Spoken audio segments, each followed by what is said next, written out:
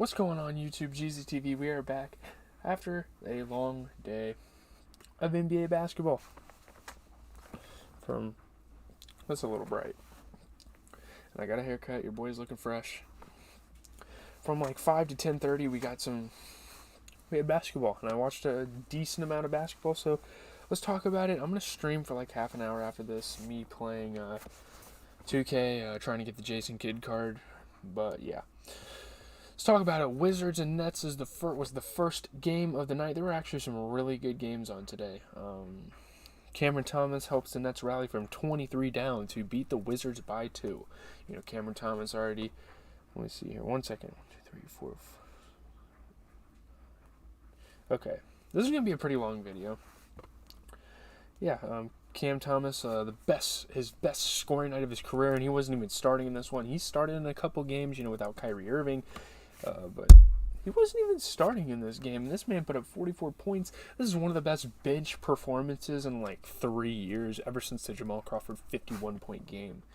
Maybe even 4 years. Like this game was, man, Cam Thomas, what a performance off the bench. And he's already kind of embracing the fact that Kyrie might not be in the lineup come All-Star break. So, yeah, obviously the Brooklyn Nets needed it. They don't have a lot of players. But yeah, man, they were able to rally. So, insane game for Cam Thomas. Monte Morris was getting some nice buckets. Cam Thomas dunking it down. Kristaps Porzingis was hitting some tough shots, and Nick Claxton was throwing it down. Really good game here. There were some great games on tonight. 38 points for Kristaps Porzingis, and obviously that's overshadowed by the great game that Cam Thomas had, no doubt. A lot of credit goes to him. But yeah, man, 38 points off of 80% three-point shooting, 55% from the field. Hell, if he keeps playing like this going into the next year, he might be an All-Star. I think the All-Star teams this year are fair. But yeah, no doubt KP is great. But 10 points, 10 rebounds for Daniel Gafford. You get 23 points off the bench for Deni Avdija, who I've had my fair share of complaints this season. But I don't know what the hell happened to Kyle Kuzma in this one. He got hurt. Obviously, Kyle Kuzma got hurt. That didn't help them at all. Obviously, if he would have stayed in the game and got a couple more buckets, it would have been just fine. But looking at the Nets, 15 points, 13 rebounds for Nick Claxton off of 50% overall shooting.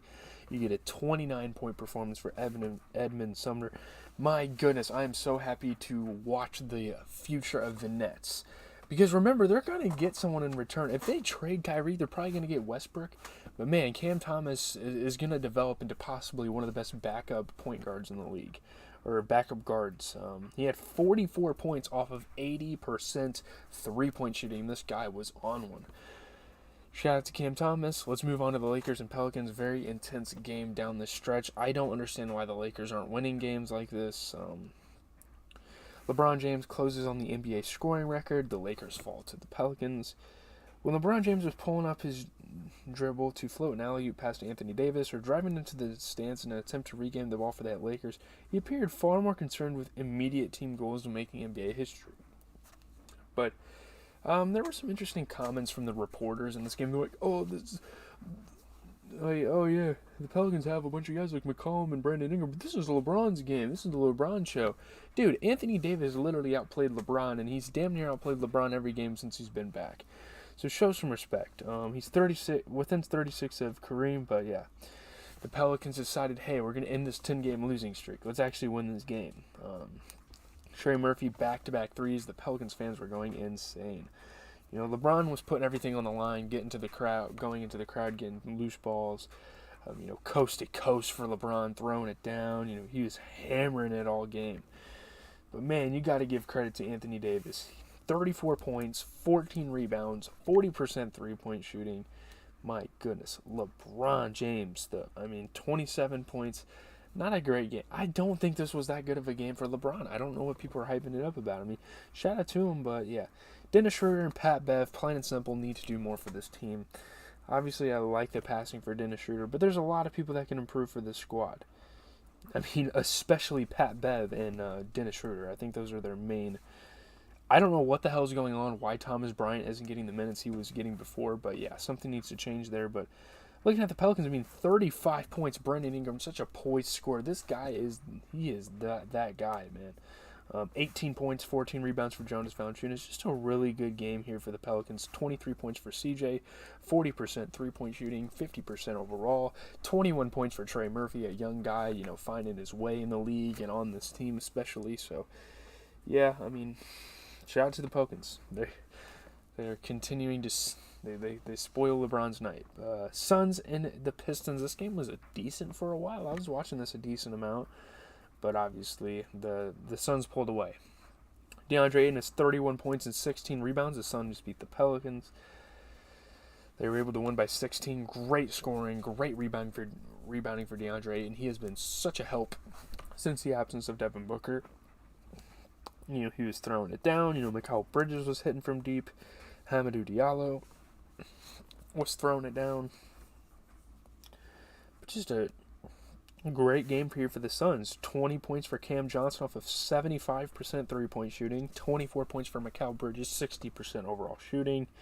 And DeAndre Ayton had 31 points and 16 rebounds. Just a really good game there. But looking at the Pistons, you get 23 points out of Bogdanovich. He shot 40% from three and 25 off the bench for a 50% three-point shooting Saddiq Bey. Jalen Duren played terrible. I mean, maybe give guys like Kevin Knox and Isaiah Livers a chance with guys like him struggling. I'm not sure, but wow, Jalen Duren did not play good at all. But that's that. We're going to move on to the Clippers and the Knicks. This game actually went into overtime, and I was anticipating this to actually be a really good game, and it was. But, man, Kawhi Leonard, so consistent. Kawhi Leonard has 35 points. The Clippers outlast the Knicks by 6 in overtime. Yeah, great scoring for both Kawhi Leonard and Paul George. They're coming together as a duo, and I can't wait to see how this unfolds in the playoffs. The playoffs are going to be a damn movie this year, guys. I feel like damn near every series is going to be fought over. Like, every series is going to be good.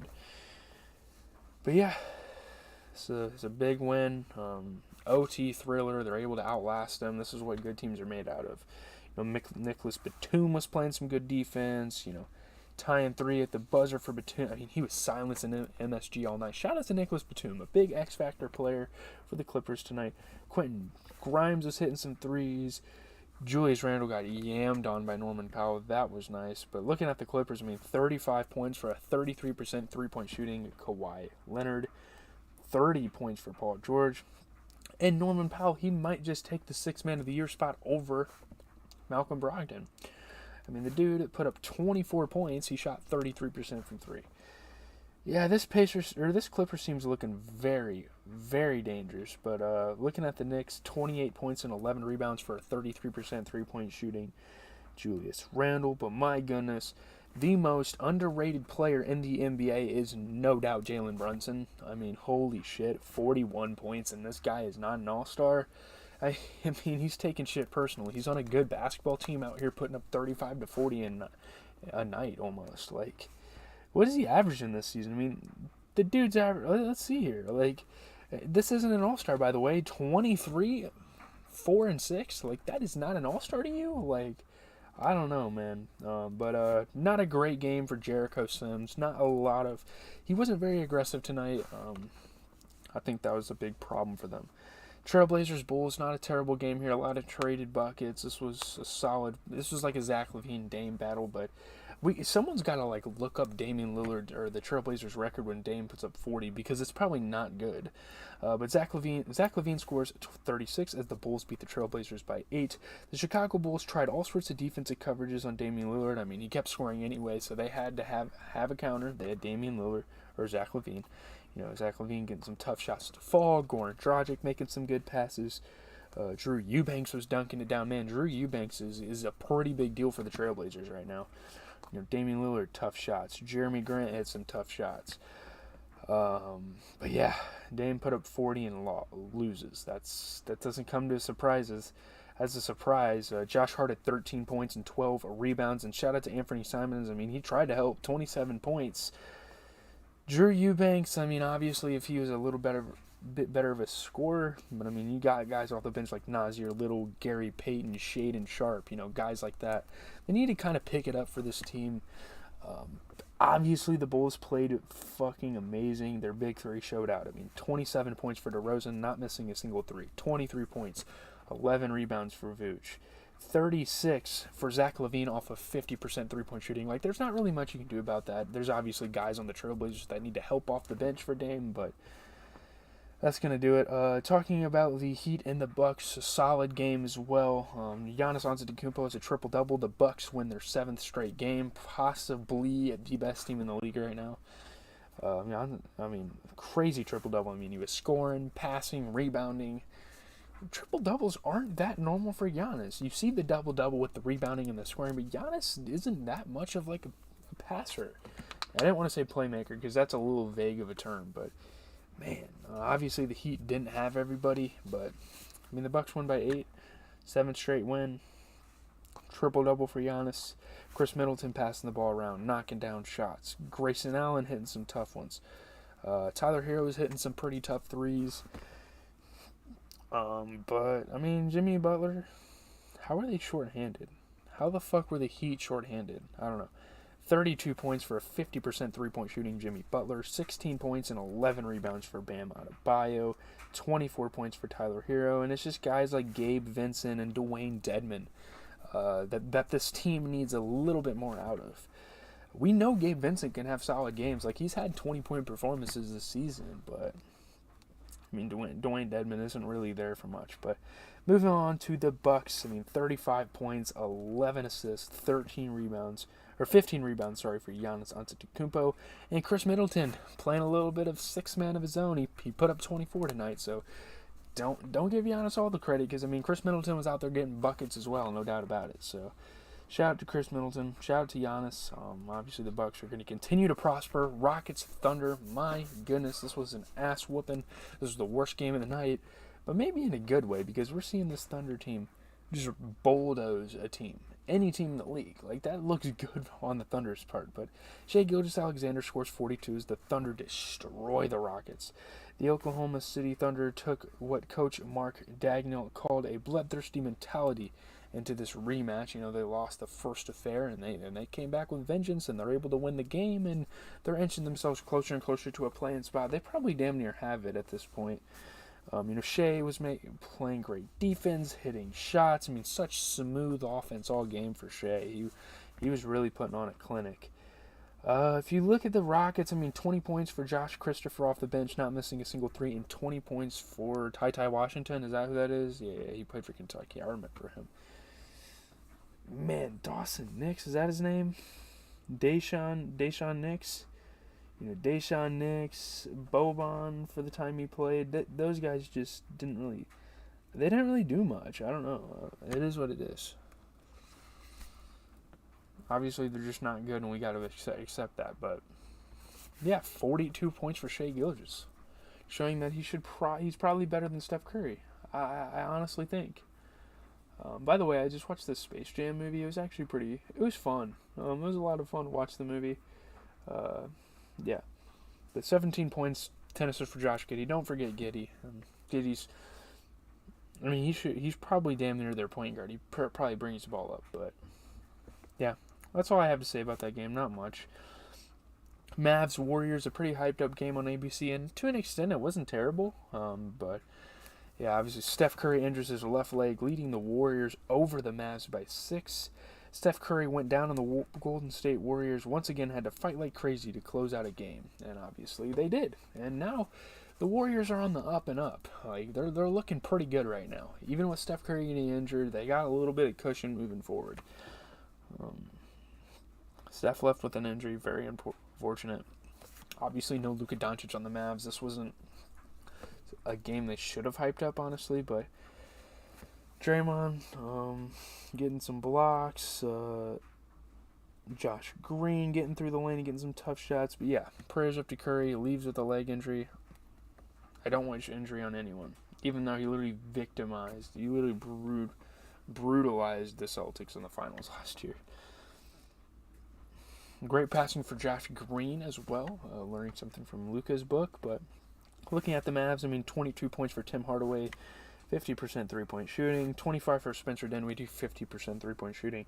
We know that Dinwiddie can play good, and he did. So Shout out to him. I mean, it's guys like Frank Ntilikina and Theo Pinchon that I think this team should really take advantage of without Luka and try to get their guards in there more if they want to win games like this. I think Ntilikina has potential to be a pretty solid backup guy, but I mean, really all it was for the Warriors was a 21-point performance for Steph Curry before the injury, and he shot 33% from three, so there's kind of that. Kind of a lame game, but at the same time, at least it was close, unlike Hawks and Nuggets here.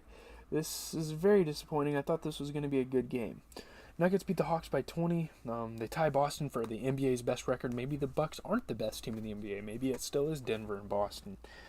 But Jamal Murray, best scoring night of the season for him. He played fantastic.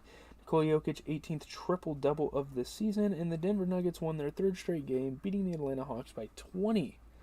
Man, great passing for Jamal Murray, also scoring. MPJ playing some defense, Nikola Jokic playing some defense, Vlatko Konkar, a pretty decent piece off the bench for these guys, making some plays. Look at the Hawks. I mean, 20 points for DeAndre Hunter off of 50% three-point shooting, 12 points, 11 rebounds for Clint Capella, 50% shooting, 28 points and 10 assists for DeJounte Murray. But, I mean, John Collins didn't play well. Frank Kaminsky didn't play well. Well, I mean, Frank Kaminsky's fine. I mean, Onyeka Okongwu didn't play that good. Trent Forrest, I think is his name, didn't play that well. But yeah, that's all I have to say. I got to get this stream going, and then I'll probably just chill in my room. Leave a like, comment, and subscribe, everybody. Hopefully you enjoy my NBA content. I got a cut. Write it in the comments if you'd like. We have 2 videos coming tomorrow morning. We have Weekly Track Roundup, which will be like a 2 or 3 minute video this week. Like, there's not much to talk about in terms of music.